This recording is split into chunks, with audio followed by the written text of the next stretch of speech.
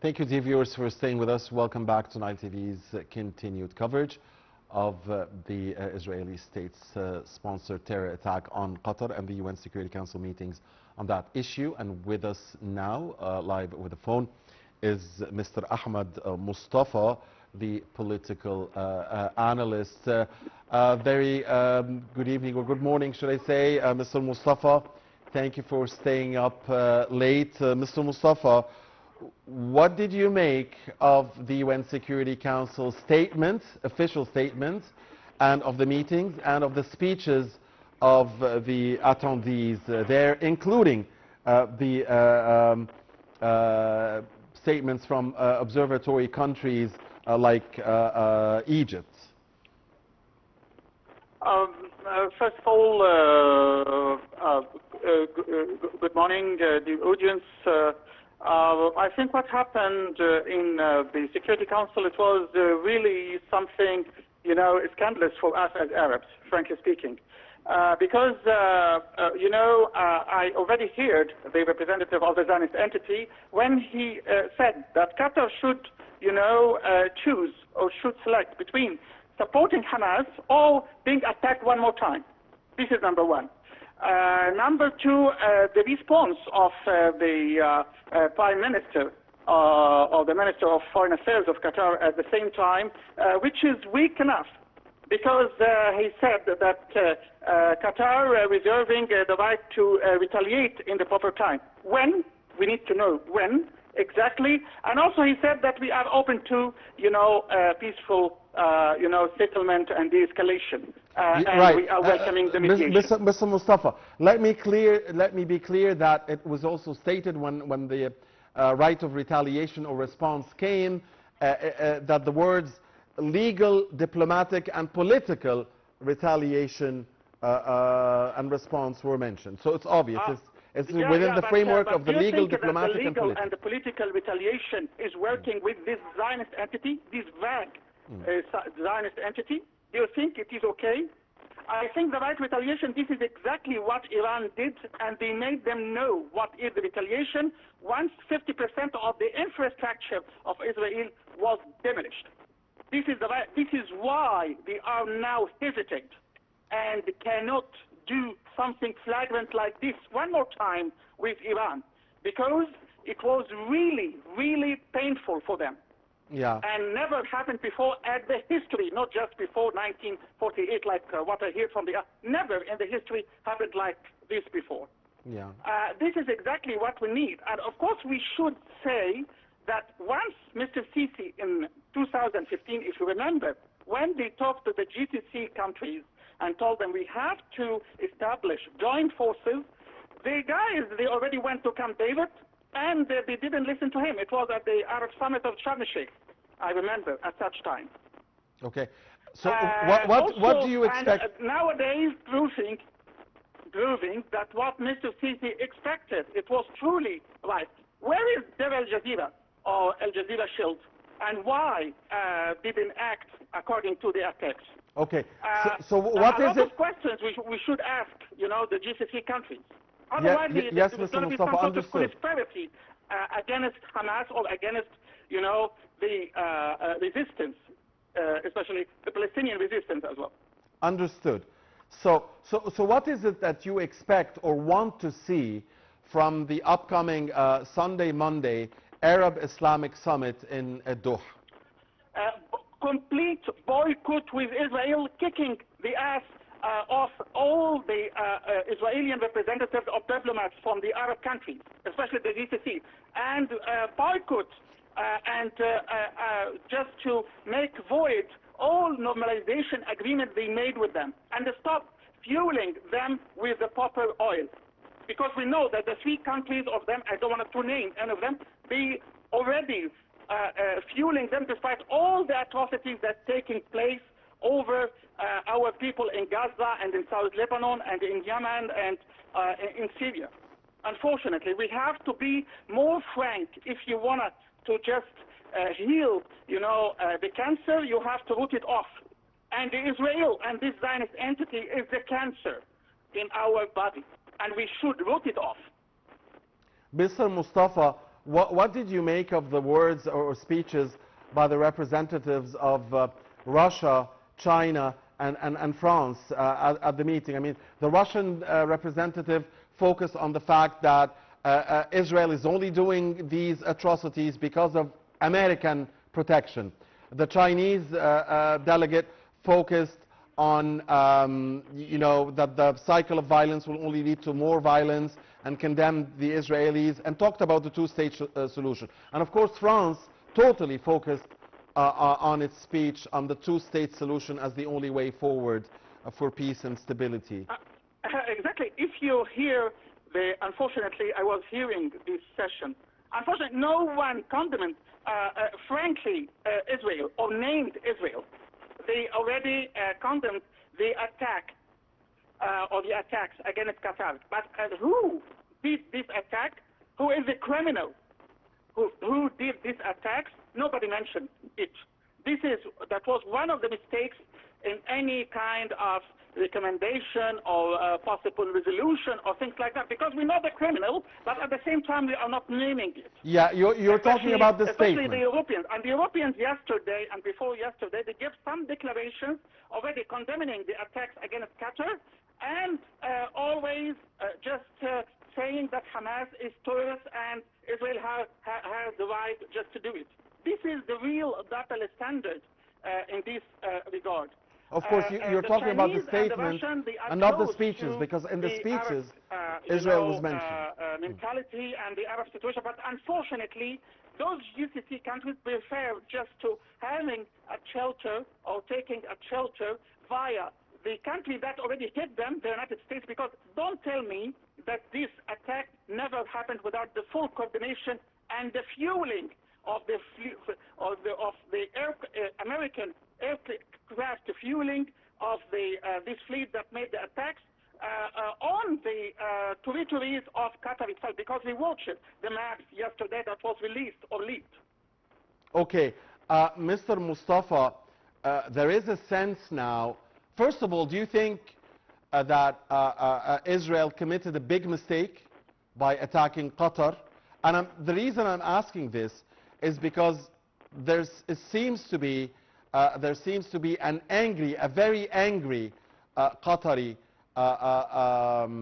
stance at the moment that might take with it and might make for a turning point, or at least this is the hope of many in the region here, that this could be a turning point that works in favor of the just Palestinian cause and against all Israeli atrocities. So do you believe that this could be a turning point? I don't think there is going to be a turning point, despite I hear that those GCC countries, with all respect for them and all pity for them, yesterday or before yesterday, they already came back to Egypt, and they wanted to revive this idea of having like a joint forces just to keep the intactness of the sovereignty and protect the sovereignty of the Arab countries. But it is first, they passed by the most negative experience in their history. It was like a slam to the GCC, because they already betting on the loser's bunny, Israel, America, and Britain, and those, they are the triangle of devil, or the diabolic triangle, and never been trusted. Because yesterday, Keir Starmer already hosted the president of Israel, Herzog, despite all what's happened and all the volatile situation in the Middle East, in Chatham House in London, one of the biggest scientific tribunes over there in London. What is a contradiction in such countries? It's really makes you feeling dizzy. Is anybody immune, Mr. Mostapha, from the Israeli strikes if things stand in the region or elsewhere, if things remain the same, is anybody immune? I mean, the Israeli, the war crime suspect Israeli premier is threatening Qatar again, and what if those Hamas negotiators or members are somewhere else in the region or in the world, or in a country that is also considered another U.S. ally, will the Israelis do it again? Or do you think that when Trump said to Qatar, this will not be repeated, you know, we should take him, so should we take him to his word, or should we not believe what he is saying? Do you believe that America is trusted party? Once they already made talks with the Iranians for 3 months and then struck them via Israel, and they were like complicit or having the full complicity with Israel. I think we are, as Arabs, unfortunately, we are not studying the mistakes of the others, because we should have like future scenario for the strategy. And listen to the representative of Israel inside the Security Council. If he is not shielded and protected or backed by the United States, he would never say before the audience, a little bit before, whether Qatar has to choose between supporting Hamas or being attacked again. Therefore, he insisted on having persistence and pre-emission just to do the same issue one more time, because he's backed by the United States. And I'm asking and blaming the GCC countries. Do you think that betting in America one more time is really feasible for you? Is really keep your dignity before your people? This is a big question for them. Okay. Finally, and again, I want to go back to the U.S. position, because obviously the Israelis wouldn't be doing this if not for the full support of the United States, the blind support of the Trump administration. When Mr. Trump was asked about the situation, he said he's not happy, but he's not surprised, and he promises this will not happen again. But when he was asked, did he talk to the war crime suspect, Israeli Prime Minister, he repeated again that he was not thrilled. But so he kept, you know, shying away. Nobody really knows if the Americans did know beforehand, or if they were only informed as things were in progress. So the Trump-Netanyahu factor, will things change in the future because of this act by Netanyahu against Qatar, a big U.S. ally, and a country that mediates and works for peace, and brought peace for the Americans before with the Taliban? So I don't know exactly what to tell you, but what I'm saying now, that Qatar should take like legal steps or proper steps before its people and before the Arab world, if they really wanted to restore its dignity, at least to follow Netanyahu legally in, via the International Court of Justice or the International Criminal Court. This is at least just to keep its faith intact before the Arab people. Otherwise, I don't think. And Qatar should review one more time again its relation with the United States, maybe threaten them just to maybe move or remove these American bases from its land, because also it is a kind of, you know, a matter of non-sovereignty just to have, you know, the bases of a foreign country in my country. Because it's a matter of, more or less a matter of colonization, in my view, unfortunately. So you think... This is exactly, I think the situation is really bad and really dangerous. And these people, I mean, you know, the trio, America, Britain, and Israel, should stop. And we have to, and as you told me, via the coming, you know, Islamic and Arabic summit, we should have resolutions that really the Arab people need to hear. First, to boycott. Second, to go and having a lawsuit, international criminal lawsuit against, you know, Israel and against Netanyahu and against America as well. Number three, to cut all the economic relations with the Zionist entity and with America if they're still supporting this, because without that, no Arab or no Arab case or cause will be solved, frankly speaking, because it is the time, as I told you before, of fait accompli. And we should have required collective action in this regard. Otherwise, the people will never believe you.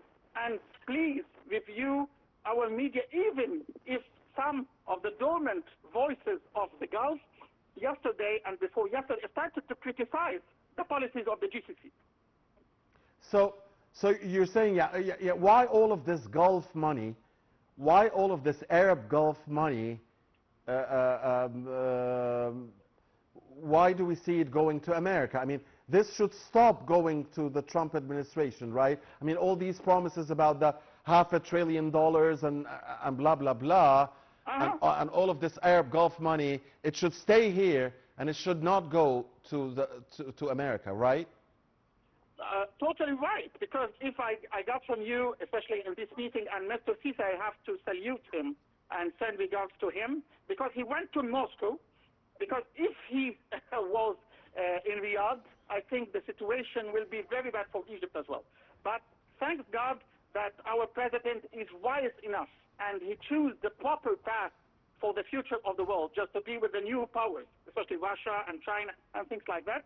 Once they already paid $2.1 trillion to Trump by the beginning of May. Yes, and finally, so you think, Mr. Mostapha, that the least Qatar and the Arab, all Arab and Islamic states do is to do like what South Africa did. Take this war crime, this war criminal to the International Court of Justice. This is the least the International Criminal Court. Procedure of the least action we should take currently. Right. And it is approved because the whole world witnessed this incident. Yeah. And take the brunt of the American response, because we all saw how the U.S. president and the maps and the leaks shown how much America supported Israel in this attack. Yeah, and we also saw how the U.S. president just kill, the delegation of our resistance Hamas. We also saw how the U.S. president dealt with the South African president, because his country, this great country of South Africa, the country of the great Nelson Mandela, took the war criminal to the International Criminal Court. Criminal Court. Yeah. So you're saying take the brunt and take the blame, because if America wants to have real friends here in the region, and if America claims that it does have allies and friends here in the region, this is not the way friends should be treated, right?